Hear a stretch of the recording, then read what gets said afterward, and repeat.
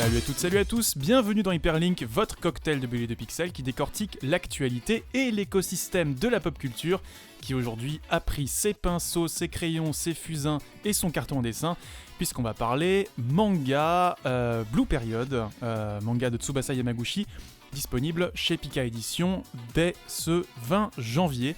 Et pour en parler à mes côtés, nous avons Cédric. Comment ça va, Cédric ? Bah, mon peintre préféré, c'est Mozart, bien sûr. Bonjour à tous.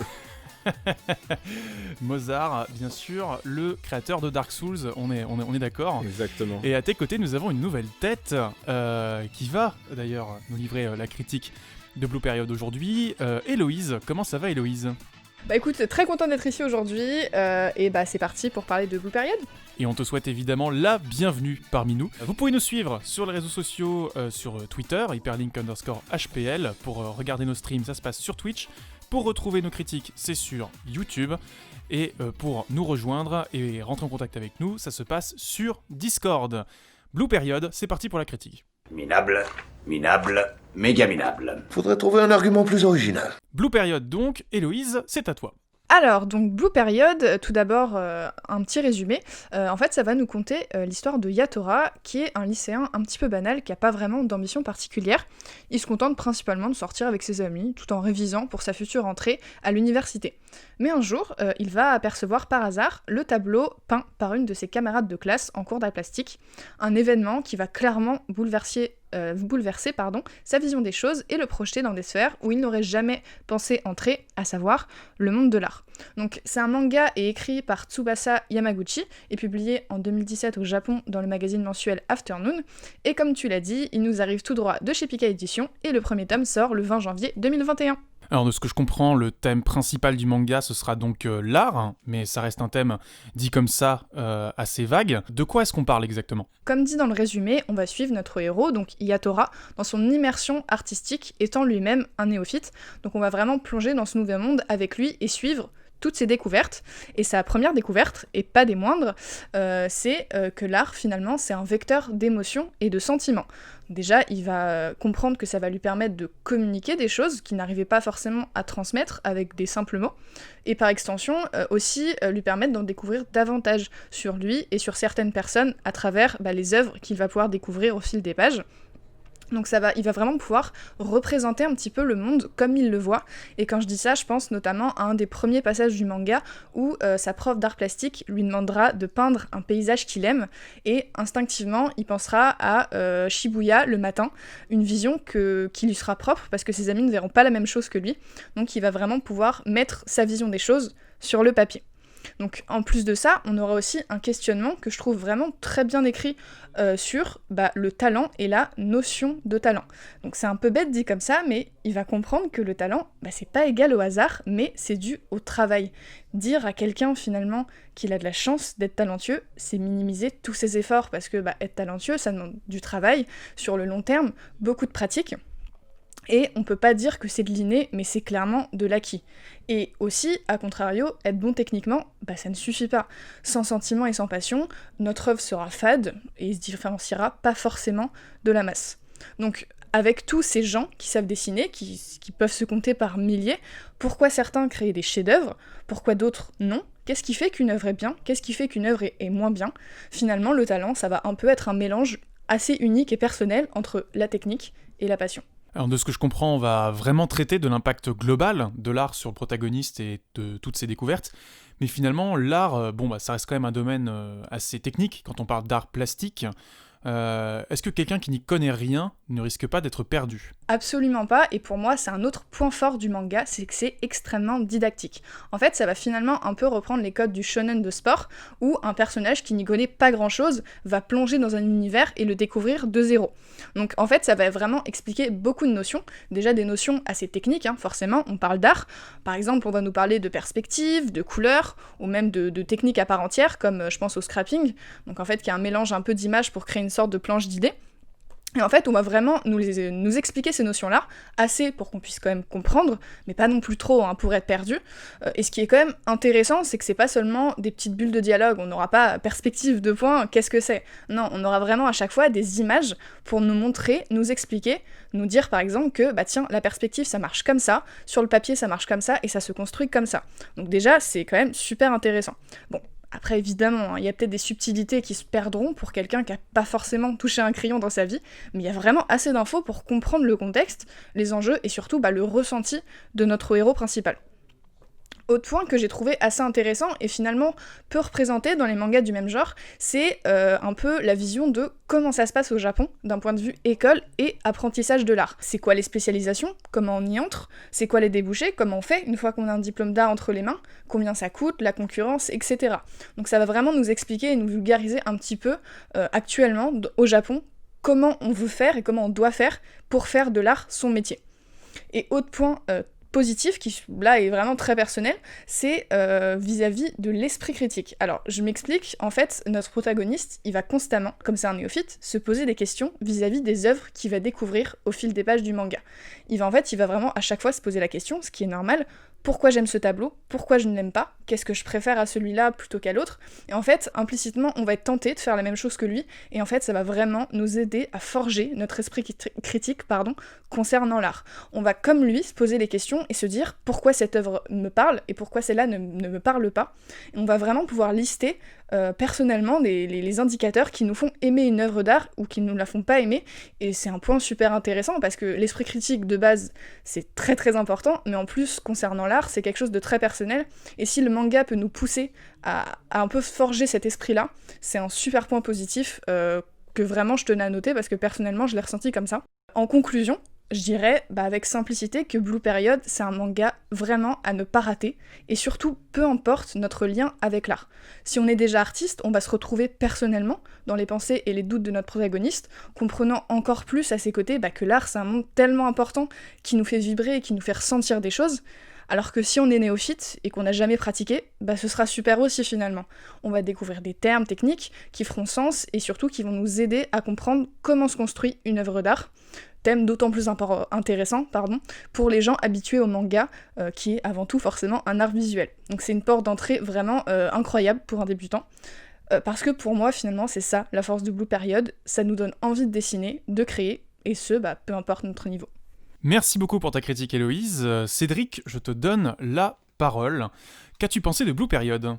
Eh bien, déjà, bravo Héloïse, parce que c'est très complet. Je ne sais pas trop quoi rajouter de plus, donc je vais devoir me gratter un peu plus la tête pour pouvoir sortir un ou deux trucs autres que tout ce que tu as déjà dit. C'est un très bon manga. Le volume 1 est très engageant pour la suite, ça c'est clair et net. C'était un manga qui était plutôt attendu par certaines communautés de fans sur Internet.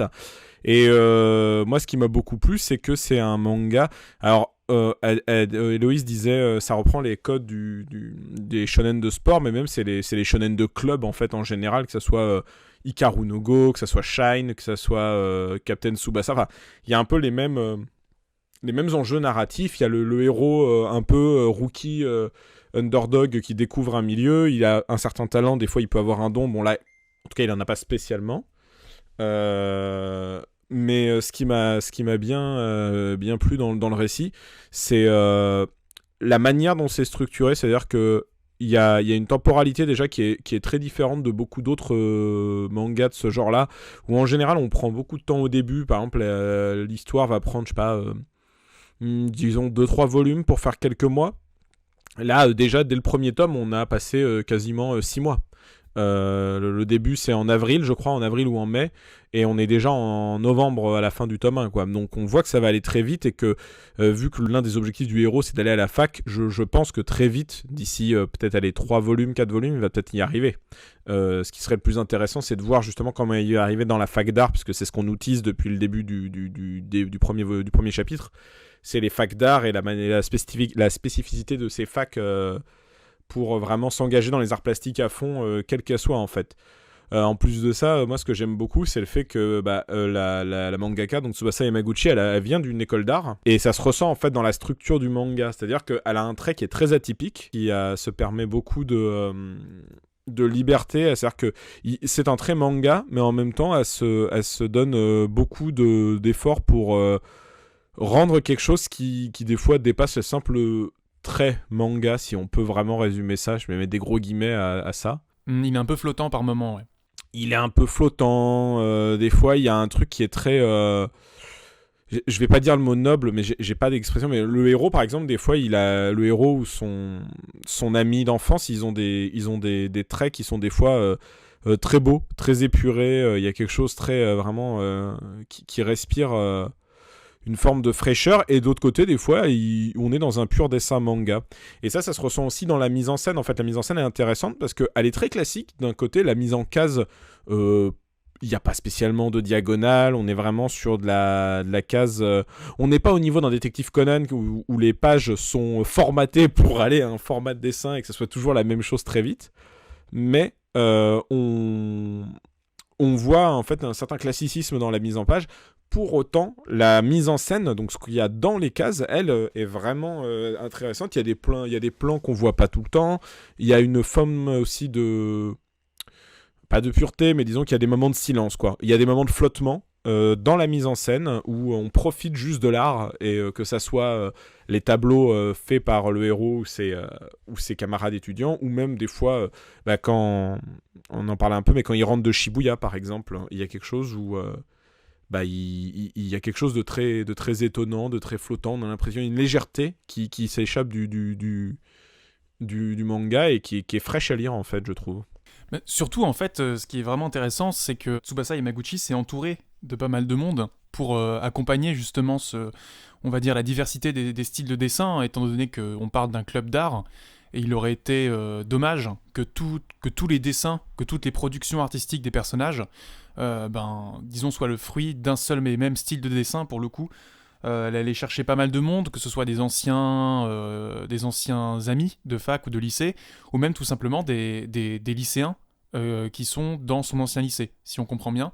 Et d'ailleurs, elle les crédite tous à la fin du tome. Ce qui est très sympa, elle les crédite aussi même sur le coin de chaque case. Ça permet du coup de voir exactement qui a contribué à quoi. Et même pour illustrer du coup l'évolution du trait de certains personnages, elle va pas hésiter à changer aussi les illustrateurs et illustratrices qui vont justement dessiner ce que tel ou tel personnage dessine. Ce qui est plutôt cool. Pardon Héloïse, tu voulais dire quelque chose? Alors non, d'abord je suis totalement d'accord avec vous deux. C'est vrai qu'en plus le fait qu'elle ait fait appel à des assistants pour un peu faire les dessins de référence, c'est une super idée parce qu'on peut voir plusieurs styles et on voit que c'est pas juste une personne qui a fait ça. Après c'est pas vraiment un reproche, mais c'est plus une constatation personnelle. C'est vrai que comme j'ai dit tout à l'heure, il y a beaucoup de termes qui sont expliqués, et c'est vrai qu'il y a, je trouve, un thème qui est pourtant essentiel dans l'art, c'est vis-à-vis de la couleur. Il y a beaucoup de pages qui nous expliquent que oui, la couleur, faut faire comme ça. Si on veut faire un teint parfait, il faut par exemple mettre des nuances de vert, et c'est vrai que le manga, finalement, en noir et blanc, je trouve, se prête pas forcément à des explications tout le temps artistiques, parce que certes, c'est bien beau de me dessiner un cercle chromatique en me disant qu'il y a des couleurs complémentaires, mais finalement, le cercle chromatique, il est représenté en noir et blanc. Donc je trouve qu'il y a un peu quand même des explications artistiques qui passent un peu à la trappe, parce que autant pour l'ombre, effectivement, le manga peut très bien le définir, autant il y a des thèmes, notamment la couleur, où je trouve ça un peu vide et je trouve ça un peu dommage. Après, c'est le format manga qui fait ça, c'est pas vraiment de la faute de l'auteur. Surtout qu'en plus, elle maîtrise vraiment bien la couleur, parce qu'il suffit de voir les couvertures pour s'en convaincre. Voilà, il y en a 9 tomes au Japon pour l'instant, les 9 couvertures sont absolument magnifiques. Oui, Cédric, pardon, tu voulais d'ailleurs rebondir là-dessus, je crois. Je vais rebondir sur un peu tout. Moi, tu disais, ça aurait été dommage qu'elle fasse pas appel à ses camarades pour les dessins. Je suis pas d'accord, parce qu'il y a des tonnes de mangaka qui peuvent très bien changer leur style en fonction du contexte, et je pense qu'elle aurait pu faire ça. En revanche, c'est intéressant qu'elle ait fait ça vis-à-vis de ce qu'elle veut dire dans le manga, puisque c'est ce qu'elle essaye de faire comprendre, c'est ce que disait Héloïse dans sa critique. Il y a des gens qui sont plus doués que d'autres, il y a des gens qui travaillent plus dur que d'autres, mais tous les styles sont différents, et un style, c'est pas parce qu'il n'est pas académique ou qu'il n'est pas dans une norme qu'il ne peut pas marcher. Et ça permet de mieux se rendre compte, en fait, avec des styles vraiment différents, quand on voit les différents tableaux côte à côte, de comprendre ce que les critiques qu'émettent les différents professeurs ou jurys des concours, pour se dire ah, ok, d'accord, là ça manque de profondeur. Et donc du coup, en tant que néophyte, par exemple, tu peux te dire ah bon, ça manque de profondeur, mais pourquoi? Donc tu peux regarder les tableaux côte à côte et tu peux comprendre pourquoi et dans le traitement de ce travail-là, je trouve que là, c'est intéressant. C'est pas que ça aurait été dommage, mais je trouve que c'est une très bonne idée en revanche d'avoir fait ça. Et vis-à-vis du rapport à la couleur, je n'ai pas eu ce souci-là vis-à-vis de ce que dit Héloïse, mais on avait déjà parlé, Héloïse est plus animé de base et moi plus manga, donc j'ai moins de problématiques avec le fait de lire en noir et blanc. Et je trouve que l'autrice, là aussi, elle a fait un très très bon boulot sur les trames, les ombrages et de la manière, du coup, de la matière, en fait. C'est quand même très vivant. Au demeurant, qu'on voit que c'est des photocopies de dessins couleurs qu'elle incorpore dans le manga pour les tableaux. Quand s'agit de représenter la couleur et la matière, elle est très douée, je trouve. On voit que la peinture a une matière, quoi. Je sais pas si pour vous, mais même quand il peint à l'aquarelle, il y a des pages où elle a réussi à rendre cet aspect-là, sûrement d'ailleurs en peignant en couleur, puis en reprenant après en noir et blanc, en faisant une photocopie, et après en retravaillant ça, mais le travail graphique est vraiment bon, quoi. Donc c'est vrai que par moment, ça peut être compliqué, je suis d'accord, le cercle chromatique est peut-être l'un des trucs les moins réussis, on est assez d'accord sur ce point de vue-là, toi et moi, mais je trouve quand même qu'on sent la matière de l'art, quoi. On sent la matière à tous les niveaux, et ça rend quand même l'œuvre vivant. Et les covers, vous avez dit, sont très belles, et effectivement, elles permettent de se rendre compte, je trouve. En fait, ça, par exemple, Blue Period, la jaquette du premier volume, il y a du bleu, du coup, parce que le héros va peindre en bleu. Et je me suis dit que c'était sûrement ce bleu-là qui était mis dans ses compositions à lui au début. Donc ça m'a aidé en plus à me mettre en scène la couleur dans le récit. Et je trouve ça aussi intéressant, du coup, pour finir sur la couleur et la représentation de l'art. Tu parlais de la représentation de l'art, que chacun voit ce qu'il a envie et que c'est ça qui est intéressant. Là, je trouve ça intéressant parce que comme on n'a pas la couleur, ça peut être un défaut, mais si on a le travail d'imagination nécessaire, on imagine un bleu. Et c'est un bleu qui n'appartient qu'à nous, comme c'est un vert qui n'appartient qu'à nous. Et c'est peut-être intéressant dans le fait que le manga traite du point de vue de l'art et de qui donne et qui reçoit, que le receveur, en fait, soit très libre de l'interprétation de ce qu'on lui a donné.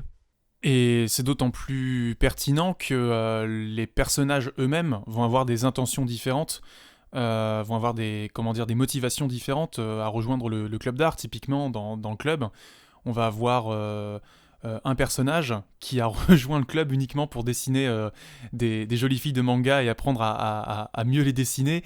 Voilà, disons qu'il y a aussi je pense que c'est aussi l'un des axes sur lequel le manga va peut-être se relancer et nous surprendre, vu que la narration va très très vite. C'est de voir comment les intentions vont évoluer au fil du temps. Comment est-ce que, je sais pas, le fait d'arriver à la fac va... provoquer les certitudes du personnage principal ou d'autres persos, s'il va pas y avoir aussi un peu des amitiés, des rivalités, des romances. Quelque chose me dit par exemple qu'il y a un personnage très très talentueux qu'on aperçoit très rapidement lors d'un stage de prépa qu'on va peut-être pouvoir revoir derrière. Voilà, je sais pas quelles sont vos attentes là-dessus, mais voilà, est-ce qu'on peut imaginer qu'on se retrouve avec plus d'intrigues de personnages dans cette équation-là? J'aime pas trop forcément me faire des attentes, surtout les mangas de club en général, c'est compliqué d'avoir des attentes. Je te dis, mon attente principale, c'est de me dire qu'il va vite partir du lycée et aller à la fac. Ce que je trouve intéressant, en revanche, c'est qu'effectivement, les différents portraits, sont pas forcément tous ultra intéressants, mais ils mettent en avant quelque chose qui est souvent... mis en avant du côté des mangas, mais là on le généralise à l'art, c'est que les artistes sont quand même très marginaux au Japon. Ils le sont un peu en France, mais en France il y a cette culture, en Europe il y a cette culture des artistes. Au Japon, être un artiste c'est ou bien quelque chose de très noble, et on le voit, il y a un personnage, en gros il a le droit de faire de l'art, mais il doit partir vers la peinture japonaise classique pour faire plaisir aux parents et aux grands-parents. Donc en gros la seule porte de sortie, si tu veux entrer dans le monde de l'art, c'est d'aller vers un classicisme absolu, quoi. Là, les arts modernes, les arts plastiques, les arts industriels, alors là, t'oublies. Le manga, n'en parlons pas. Et ça donne des personnages assez hors normes, assez à la masse, assez solitaires et indépendants. Exception faite du héros qui a une forme il a une bonhomie, il est plutôt pote avec tout le monde, il arrive à se faire de bons potes. Il passe pour un loupard du fait qu'il est décoloré et qu'il est... et qu'il traîne avec des mecs qui boivent et qui aiment parier, quoi. Mais du coup, ça donne un truc assez détonnant parce que le gars n'a pas un profil d'artiste au vu des autres. Et donc, même les marginaux rejettent ce gars-là parce qu'il est encore plus marginal qu'eux pour leur monde. Donc, je suis plus intrigué par ça, voir comment il va développer les relations amicales avec les autres personnages. amoureuse, je sais pas, mais en tout cas déjà les liens avec les gens et comment ça va lui permettre de créer son univers artistique et on va voir à la fac, parce que la fac au Japon, c'est pas du tout la même chose que le lycée au Japon. C'est vraiment un autre monde d'un point de vue social. Les mecs sont souvent plus libres, ils se teignent bien plus les cheveux, les femmes surtout. Ils sont beaucoup plus libres aussi d'avoir des aventures amoureuses, voire sexuelles. Enfin, il y a une libération d'énergie en fac au Japon qui est vraiment un entre-deux entre l'école principale, primaire et lycée où tu dois être formaté et ensuite le monde du travail où tu vas être de nouveau formaté. Et donc, je suis très curieux de voir comment est-ce qu'elle va intégrer ça dans le récit, l'autrice, principalement. Je voulais rebondir sur ce que tu as dit parce que sur un peu le jugement vis-à-vis des formes d'art, c'est vrai qu'il y a des personnages qui nous font... Enfin, des personnages du manga qui nous font clairement comprendre que telle forme d'art est mieux qu'une autre, malheureusement. Mais à contrario, j'ai vraiment l'impression que le manga a vraiment une idée totalement contraire. Par exemple, Karel, tout à l'heure, tu parlais de ce fameux personnage qui veut juste dessiner des femmes de manga. Bah, finalement, j'ai pas eu l'impression que le manga le jugeait plus que ça, en fait. Au contraire, c'était vraiment un personnage comme un autre. Par exemple, comme dans le club aussi, il y en a un qui fait du graphisme. En fait, j'ai vraiment eu l'impression que le manga ne classifiait pas tous les genres d'art. Au contraire, il avait une certaine bienveillance et peu importe le style d'art qu'on voulait faire, peu importe le style d'art qui nous plaisait, finalement on était tout autant légitime de le faire et de vouloir véhiculer un petit peu ces œuvres. Donc effectivement, et le manga nous fait bien comprendre que oui, dans la société, l'art classique japonais sera toujours mieux vu qu'un mec qui dessine des filles un petit peu dénudées, mais j'ai quand même ressenti une certaine bienveillance, et le fait que les genres d'art ne soient pas classifiés, j'ai trouvé ça super intéressant, parce que c'est clairement pas le but. L'art c'est de l'art, il y en a pas un qui vaut mieux qu'un autre. Mais c'est normal en même temps, puisque le but du manga n'est pas de classifier. Le but du manga, c'est de faire découvrir le monde de l'art plastique en général, parce que surtout au Japon, on est plus habitué ou bien à l'ukiyo-e, enfin toute la peinture et l'art traditionnel japonais, ou bien l'art beaucoup plus moderne, c'est-à-dire le manga et le graphisme proche des animés, quoi, tu vois. Donc c'est vrai que c'est rare de voir, même par rapport au Japon, le fait qu'ils se renseignent sur les Picasso, qui se renseignent sur les Warhol, et qu'il y a des mecs qui font des études dans ça, dans des facs très prestigieuses qui sont très dures d'atteindre. Donc, et souvent en plus ce genre de manga n'a pas pour but de... Même un manga, prenons je sais pas Aishield 21 qui est un manga de sport, ne va pas te dire que le foot américain est mieux que d'autres. Les héros vont le dire parce qu'ils vont dire c'est ça qui nous plaît, mais jamais j'ai jamais vu un manga où le héros dénigre les autres sports en disant ça c'est de la merde et il y a que le mien qui est bon, quoi. Donc encore heureux que le manga Blue Period n'ose pas dire non, il y a que la peinture à l'huile qui compte et le fusain c'est de la merde, allez barrez-vous les fusaineux. En revanche, c'est pas un manga de footeux. Je vous laisse découvrir ça à la lecture. Merci à vous deux pour cette critique, ma foi, fort nourrie. On n'a pas eu le temps de le placer, donc je vais le rappeler très rapidement. Blue Period est également lauréat du prix Manga Taisho 2020 et du prix Kodansha 2020, également sélectionné pour le prix culturel Osamu Tezuka, donc quand même de très très belles distinctions. C'est édité chez nous, chez Pika Édition. On a un volume, 9 au Japon, c'est en cours de parution. Donc à suivre, en tout cas nous on vous le recommande, disponible dès le 20 janvier. Merci Héloïse. Merci à vous. Et merci Cédric. De rien, c'est normal. Et vous pouvez nous suivre du coup sur Twitter, sur Twitch, sur YouTube. N'hésitez pas à commenter cet épisode si vous l'avez apprécié, si vous avez des remarques à nous faire parvenir au sujet de Blue Period. Également, n'hésitez pas à échanger avec nous sur Discord. Pour échanger avec nous sur le manga et sur vos attentes. Merci à vous et on vous dit à très bientôt. À bientôt. Salut. Ciao.